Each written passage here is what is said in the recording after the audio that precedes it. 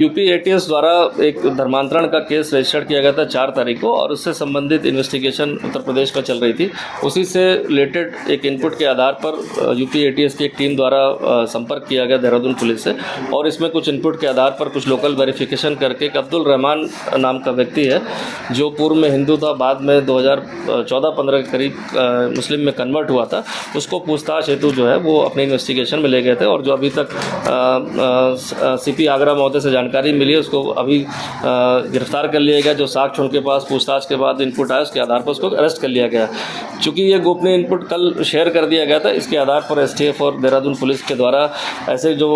Instagram के माध्यम से धर्मांतरण का प्रयास किया जा रहा था, इन्फ्लुएंस किया जा रहा था, उसके आधार पर कुछ फेक आईडीज़ को हमने चिन्हित किया था। उस आईडीज़ को जब हमने ट्रैक डाउन किया तो उसमें जो है 5 नाम इसमें आए थे, 2 उत्तर प्रदेश, 2 दिल्ली और एक गोवा की युवती का नाम आ रहा था। और जब इसमें पूछताछ जो युवती से जो रानी पोखरी क्षेत्र की निवासी, उससे जब विस्तृत काउंसलिंग और पूछताछ की गई तो उसके द्वारा भी इस चीज़ को एक्सेप्ट किया गया कि कुछ महीनों से उसको धर्मांतरण करने के लिए विभिन्न तरीकों से प्रलोभन देकर, दबाव में लेकर अलग अलग आईडीज़ और उसके द्वारा जो है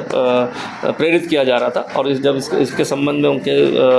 पेरेंट्स से बात की गई तो उनके द्वारा भी बताया गया कि कुछ माह से ये काफ़ी परेशान थी और विभिन्न तरह से अपने फ़ोन को छुपाकर वार्ता करना, ऐसा बात आ रही थी। और उनके द्वारा भी बताया गया कि जब उन्होंने जानकारी करी तो उसको लगा कि ये धर्मांतरण की ओर आकर्षित होकर ये जा रही है, क्योंकि समस्त प्रकरण एक प्रलोभन देकर धर्म को चेंज करने का था। और इसको देखते हुए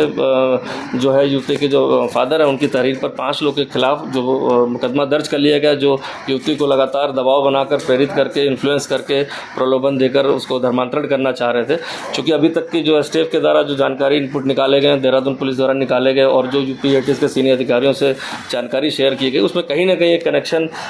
कुछ ना कुछ इनके लोगों द्वारा जुड़ता पाया जा रहा है। चूँकि जो अब्दुल रहमान है उसका भी कनेक्शन हमने इस युवती के साथ जो है निकाल लिया है, तो कहीं ना कहीं ये नेटवर्क जुड़ता दिख रहा है। बट अब ये इन्वेस्टिगेशन का पार्ट है और जो भी इन्फॉर्मेशन हमारे पास आ रही है, चाहे एसटीएफ से निकल के आ रही है और चाहे यूपी एटीएस और सीनियर अधिकारियों से हम लगातार संपर्क में हैं, तो उसके आधार पर हम आगे की कार्रवाई के लिए हमारी टीमों को